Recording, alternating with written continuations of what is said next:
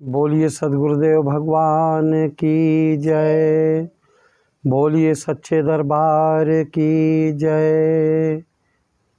अखंड मंडलाकारं व्याप्तं येन चराचरं तत्पदं दर्शितं येनं तस्मै श्री गुरुवे नमः। तस्मै श्री गुरुवे नमः। देखिए, प्रतिवर्ष की भांति इस वर्ष भी मैं इलाहाबाद प्रयागराज में, जहाँ कुंभ का मेला लगता है, वहाँ तपस्या करने जा रहे हैं। अतः आप सारे भक्त लोग वहाँ, आप लोग भी आइए।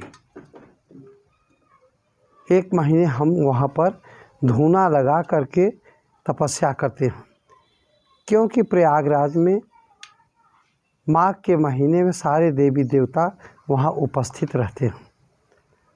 वहाँ आने पर, वहाँ पर विचरण करने से, रात रुकने से सारे कर्म विनष्ट हो जाते हैं। संतों की तपस्थली है।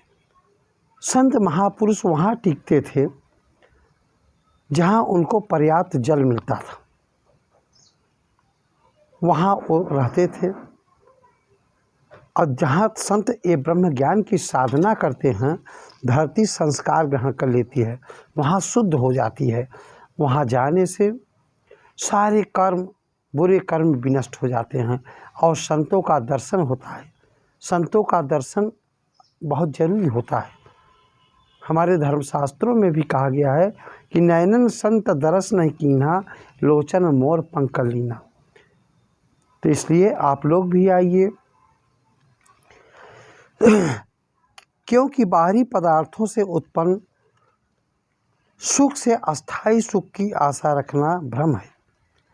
कारण यह है कि बाहर के बाहरी भोग तो रोग के समान होते हैं, क्योंकि जितनी भी भाग्य वर्षों के साधन जुटाने की कामना बढ़ती जाती है, उतना ही अधिक मनुष्य चिंताग्रस्त तथा अशांत होता जाता है। चिंता तो चिता से भी अधिक दुखदायी है। चिंता से अनेकों शारीरिक व मानसिक रोग लग जाते हैं, जिसका परिणाम यह होता है कि मनुष्य शारीरिक तथा मानसिक दुखों से पीड़ित होकर सुख का सांस भी नहीं ले सकता। इसके विपरीत गुरु भक्ति सर्व सुखों को देने वाली है। भक्ति से ही निज स्वरूप का ज्ञान होता है कि वह आत्मा उस परमात्मा का अंश है। यह भीतरी आनंद है जो दिखाई तो नहीं देता, जो दिखाई तो नहीं देता, अनुभव होता है। इस आनंद के आने पर मानसिक चिंताओं से मुक्ति मिलती है। इस लोक में सुख और जीवन व्यतीत करते हुए परलोक भी सुखमय बनता है। दूध और पानी सुगमता से आपस में मिल जाते हैं, परंतु दूध का दही जमाकर उसे मथ कर माखन निकाला जाए और फिर उस माखन को पानी में डालें तो माखन पानी में नहीं मिलता, अपितु उसके ऊपर तैरने लगता है। इसी प्रकार भक्ति और माया दूध और पानी के समान हैं। कभी मन भक्ति की ओर जाता है तो कभी माया की ओर।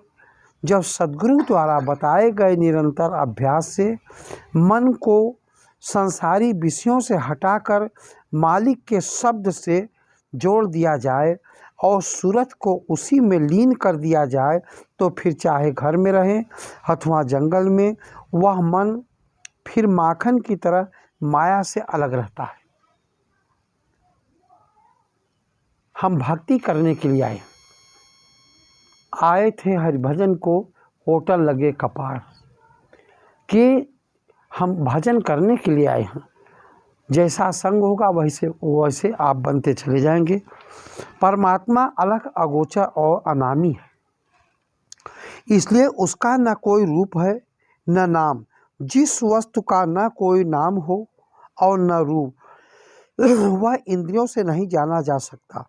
जितनी भी नाम तथा रूप वाली वस्तुएं हैं, ये सब माया के रूप हैं। माया स्थूल रूप बनाकर चमक दमक के साथ सबके सामने आती है। चित्रों की बनी वस्तुएं बिल्कुल सत्य दिखाई देती हैं, परंतु यदि उन्हें कोई प्राप्त करना चाहे तो प्राप्त नहीं कर सकेगा।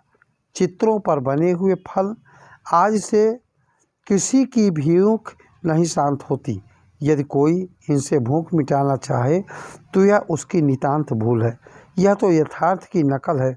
महापुरुष फरमाते हैं, ऐसी ही माया की सब सूरतें झूठी होकर भी सच्चाई दिखाई देती हैं, परंतु यह विशेष विचार करना है कि संसार की माया न किसी की हुई है और न बनेगी। यह जिसके पास जाती है वह यह समझने लगता है कि अब यह मेरी बन गई, परंतु वह तो पारे की तरह हाथ से निकल जाती है। इसकी रीत ही ऐसी है कि इससे सदा के लिए किसी को प्रसन्नता नहीं मिलती। आश्चर्य की बात तो यह है कि जिसको संसार का जितना अधिक सुख तथा भोग मिलता है वह सदा उससे अधिक की इच्छा रखता है और प्राप्त न होने पर वह उस इच्छा की खोज में तड़पता रहता है। इसलिए सद्गुरु की शरण में आना नितांत आवश्यक है।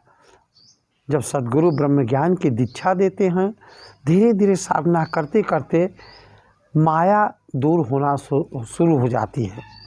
इसलिए आप लोग प्रयागराज में आइए।